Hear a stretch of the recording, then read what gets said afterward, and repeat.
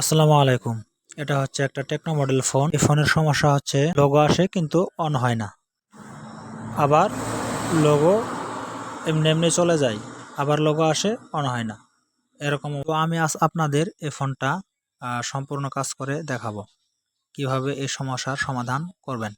তো শুরুতেই ফোনের স্ক্রুগুলো খুলতে হবে। দেখতে পাচ্ছেন স্ক্রুগুলো খুলে নিচ্ছি। তো স্ক্রু খোলা শেষ। এখন প্লাস্টিক পুটিটা খুলবো।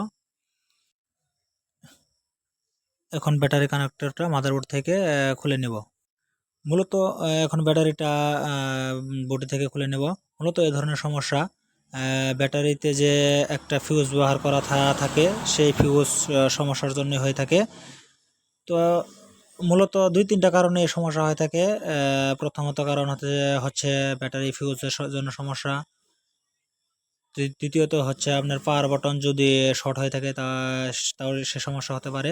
তো এখানে যে সমস্যাটা হয়েছে সেটা দেখতে পাচ্ছেন, এই ব্যাটারি যে একটা ফিউজ রয়েছে, এই ফিউজের জন্য এই সমস্যাটা হয়েছে। তো এখন আমি ব্যাটারির প্লাস্টিকটা খুলে নেব। দেখতে পাচ্ছেন, তো ব্যাটারির প্লাস্টিকটা খুলে যে দেখতে পাচ্ছেন এখানে একটা ফিউজ ব্যবহার করা হয়েছে।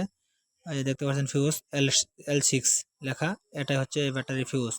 তো এই ব্যাটারি ফিউজের মাধ্যমে ব্যাটারি এম্পিয়ার স্থানান্তর হয়। তো ব্যাটারি ফিউজে যখন নষ্ট হয়ে যায় তখন একটা ফোন অন হতে যতটুক এম্পিয়ার প্রয়োজন ততটুক এম্পিয়ার স্থানান্তর হয় না। তো সে সময় এম্পিয়ার সঠিকভাবে প্রবাহিত না হওয়ার কারণে ফোনের শুধু লোগো আসে কিন্তু ফোন অন হয় না। তো এই যে ফিউজটা আমি এখন শর্ট করে দিলাম। তো এই ফিউজটা শর্ট করে দিলে কাজ সমাধান।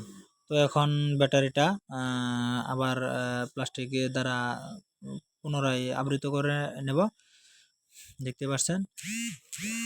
তো এখন আমি ব্যাটারিটা আবার মোবাইলের মাদারবোর্ডে লাগিয়ে নেব। তো যাদের এ ধরনের সমস্যা, আপনারা এই ২-৩টা কাজের মাধ্যমে এই সমাধানটা করতে পারবেন। এই সমস্যা মূলত ব্যাটারি ফিউজের জন্য হয়ে থাকে, বা পাওয়ার বটন যদি শর্ট থাকে তার জন্যও এই সমস্যা হতে পারে।